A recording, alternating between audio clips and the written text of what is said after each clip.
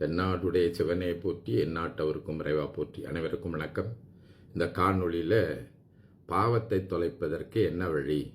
இப்போ நம்ம பலரும் என்ன சிந்திக்கிறோம் அப்படி சொன்னால், நம்முடைய முன்வினை பயன், இந்த பாவ புண்ணியங்கள் சொல்கிறாங்க இல்லைங்களா, அதை தொலைக்கிறதுக்கு என்னென்னோ வழியெல்லாம் என்னென்னோலாம் சொல்லி கொண்டிருக்காங்க.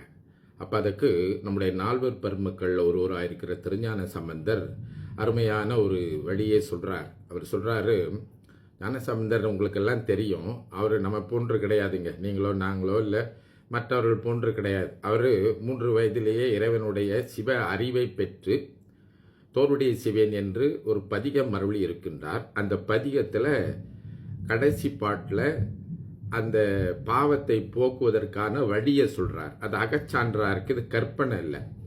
சொல்கிறாரு, அருநெறிய மறைவல்ல முனியகன் பொய்கை அலர்மேய பெருநெறிய பிரமாபுரம் மேவிய பெம்மான் இவன் தன்னை ஒரு நெறிய மனம் வைத்துணர் ஞான சம்பந்தன் உரை செய்த திருநெறிய தமிழ் வல்லவர் தொல்வினை தீர்தல் எளிதாமே அப்படின்னு. அப்போ அவர் சொல்கிறாரு, தொல்வினை அப்படின்னா பழவினை, முன்பு போன பிறவியில் நம்ம செய்த அந்த வினையை தான் நம்ம நல்வினை தீவினைன்னு சொல்கிறோம், அதை பாவ புண்ணியம் சொல்கிறோம். அதை போக்கணும்னா என்ன செய்யணும் அப்படின்னா, திருநெறிய தமிழ் வல்லவர். திருநெறிய தமிழ் அப்படின்னா என்னன்னா, நம்முடைய 27 திருமுறை ஆசிரியர்கள் 18,000 பாடலுக்கு மேலே பாடி இருக்கின்றார்கள். அதெல்லாம் திருநெறிய தமிழ் அப்படின்னு சொல்கிறார். அந்த திருநெறிய தமிழ்னா என்ன பொருள் அப்படின்னு சொன்னால், அந்த பாடலை பாட பாட, அந்த திருமுறை பாடல்களை பாட பாட நமக்கு உள்ளத்தில் திரு ஏற்படும், இறைத்தன்மை ஏற்படும். அதனால தான் நம்ம மற்றவங்களை கூப்பிடும்போது கூட திரு தர்மலிங்கம், திரு அன்பரசன் அப்படின்னு இறைத்தன்மை பொருந்தியவர்னு பெயரளவில் சொல்கிறோம். ஆனால் இந்த திருமுறைகளை ஓத ஓத நமக்கு திருநெறி ஏற்படுமா, அந்த இறைவனுடைய நெறி, இறைவனுடைய அறம் நம் உள்ளத்திலே ஏற்பட்டு தொல்வினை தீரும். அது எளிதான முறை அப்படின்னு சொல்கிறார். தொல்வினை தீர்தல் எளிதாமே அப்படின்னு. அதனால தான் திருஞான சம்பந்தரை பற்றி குறிப்பிடுகின்ற போது நமக்கு பதிக பெருவழி காட்டிய பெருமான் அப்படின்னு 11ஆம் திருமுறையில் நம்பியாண்டார் நம்பிகள் சொல்கிறார். அப்படின்னா இறைவனை அடைவதற்கு எளிமையான ஒரு வழி என்ன வழி அப்படின்னா, பதியங்கள் பாடுவது, திருமுறைகள் ஓதுவது அப்படின்னு சொல்லி நமக்கு நம்பியாண்டார் நம்பிகள் குறிப்பிடுகின்றார். திருமுறைகள் பாடினால் பாவம் தொலைமா அப்படின்னு நமக்கு ஒரு ஐயம் வருமானால், இந்த திருமுறைகள் எல்லாம் சாதாரணவை கிடையாதுங்க. அவை அருள் நிகழ்ச்சிகளை நிகழ்த்தியவை. நிறைய பேருக்கு தெரியும். இப்போ ஞானசம்பந்தர் பார்த்தீங்கன்னா, அவரே பூம்பாவை என்று இந்த பெண்ணை எரிக்கப்பட்ட சாம்பலை மறுபடியும் பெண்ணாக திருமுறை ஓதி உயிர் பெற்றெழ செய்தார். நாவுக்கரசை கல்லோட கட்டி கடலில் போட்டாங்க. சொற்றுணை வேதியம் பதிகன் பாடி அவர் அந்த கல்லை தெப்பமாக கொண்டு கடலில் இருந்து மிதந்து வந்தார் அப்படின்னு நம்ம பார்க்குறோம். அப்புறம் முதலை உண்ட பையனை சுந்தரர் பாட்டு பாடி மறுபடியும் உயிர் பெறச் செய்தார். இப்படி இந்த திருமுறைகள் இருக்கின்றனவே, அவை அருள் நிகழ்ச்சிகளை நிகழ்த்திய அருள் பாடல்கள், தமிழ் மந்திரங்கள், ஆற்றல் உடையவை.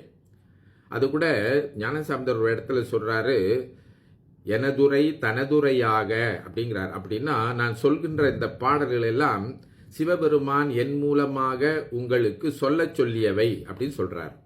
அப்போ இந்த திருமுறை பாடி 27 ஆசிரியர்களும் நீங்கள் பார்த்தீங்கன்னா அவங்க சாதாரணமானது கிடையாதுங்க. அவங்க ஒவ்வொருத்தரையும் இறைவனே வந்து தடுத்தாட்கொண்டு அவர்களுக்கு சிவ அறிவினை ஊட்டி, அந்த சிவ அறிவின் வழியாக இறைவன் நமக்கு அவனை அடைவதற்கு என்ன வழி வைத்திருக்கின்றானோ அவற்றையெல்லாம் அந்த பாடல்களிலே அவர்கள் மூலமாக பெருமான் நமக்கு சொல்லி இருக்கின்றான்.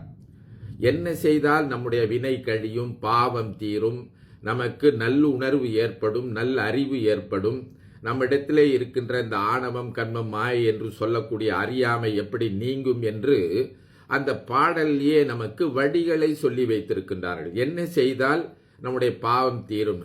சிலர் சொல்றது போல இது செய்தா தீரும், அது செய்தா தீரும். கொஞ்சம் பேர் சொல்றாங்க, நாவுக்கரசர் கூட சொல்றாரு, நீங்க பல புனித நீராடல் செய்யலாம்.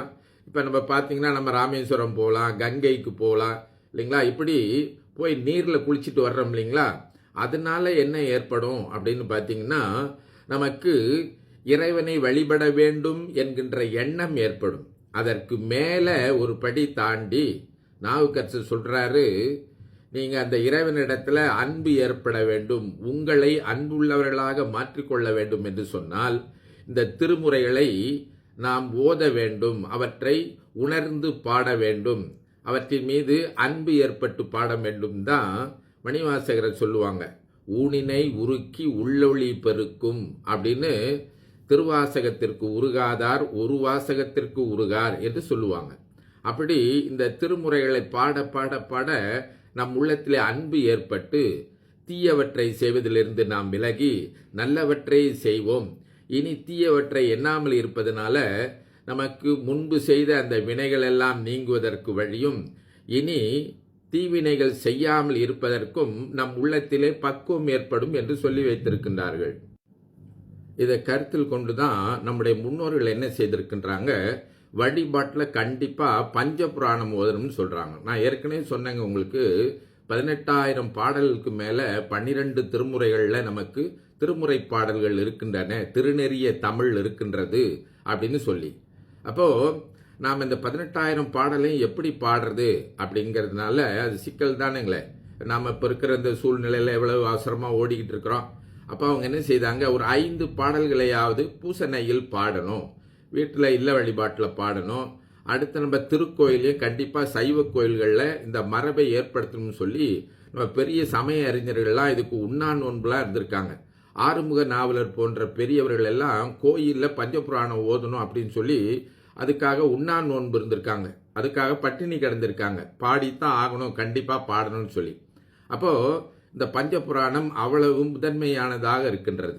ஏன்னா அது தமிழில் இறைவனை நாம் உள்ளமுருகி வழிபடுவதற்கு இருக்கிறதுனால அந்த சைவ மரபுல அதை கண்டிப்பாக பாட வேண்டும். அருளாளர்கள் நமக்கு கொடுத்து சென்று இருக்கின்ற அந்த மரபு நம்மை விட்டு நீங்காமல் இருக்க வேண்டும்ங்கிறதுக்காக அதை வலியுறுத்திருக்காங்க. அந்த அடிப்படையில் நீங்கள் பார்த்தீங்கன்னா மூவர் பாடல், ஞானசம்பந்தர், நாவுக்கரசர், சுந்தரர் இவங்க பாடின பாடலில் மூவர் பாடல்னு சொல்கிறது, அதிலேருந்து ஒரு பாட்டும், பிறகு மணிவாசகர் பாடிய திருவாசகத்திலிருந்து இன்னொரு பாட்டும், அடுத்து திருவிசைப்பாவிலிருந்து ஒரு பாட்டும், அடுத்து திருப்பல்லாண்டிலிருந்து ஒரு பாட்டும், 4 பாட்டாச்சுங்களா. அடுத்து பெரிய புராணத்திலிருந்து ஒரு பாட்டுமாக 5 பாடல்கள் நாம் பாட வேண்டும் அப்படின்னு சொல்கிறாங்க. இது பஞ்சபுராணம்னு சொல்கிறது.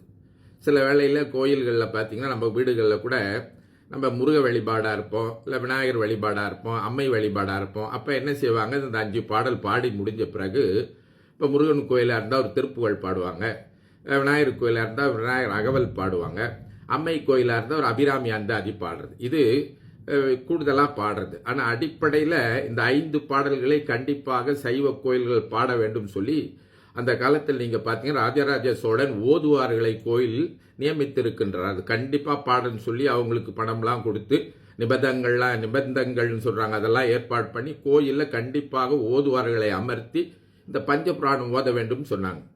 இப்போ பார்த்தீங்கன்னா என்னமோ சில வேளையில் இப்போ சில மாற்றங்கள்லாம் செஞ்சு சிலர் எடுத்த உடனே விநாயகருக்கு ஒரு பாட்டு பாடிட்டு அப்புறம் பஞ்சபுராணம் பாடுறாங்க. சைவ மரபுக்கு மாற்றி அமைத்து அது தவறான ஒன்று.